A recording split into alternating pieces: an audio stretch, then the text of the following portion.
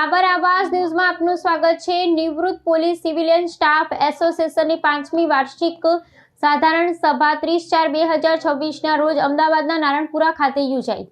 આ સભામાં ગુજરાતભરમાંથી અંદાજિત 250 નિવૃત્ત પોલીસ સિવિલિયન કર્મચારીઓ આવેલ હતા। સભાની શરૂઆત દિવગત આત્માઓને શ્રદ્ધાંજલિ અર્પી દીપ પ્રાગટ્ય અને પ્રાર્થનાથી કરેલ હતી। મુખ્ય મહેમાન ગુણવંતભાઈ ગજ્જર, સમારંભના અધ્યક્ષ KN રાજપૂત તથા અતિથિ વિશેષ સર્વ અનિલ દરજી, VM Vaghela, VM cover, MT તપોધન, JN ગોહિલને સાલ ઓઢાડી સાકર પડો આપી સન્માનિત કરી મોમેન્ટો આપી બહુમાન કરેલ।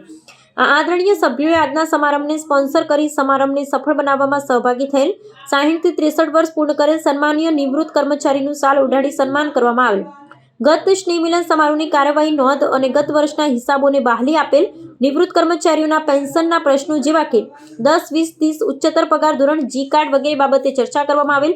મુખ્ય મહેમાન ગુણવંતભાઈ ગજ્જર, અતિથિ વિશેષ VM વાઘેલા, સભાસદ CA ઝાલા, યોગેશભાઈ શાહ, પ્રમુખ MR પટેલ પ્રાસંગિક વક્તવ્ય આપ્યું હતું।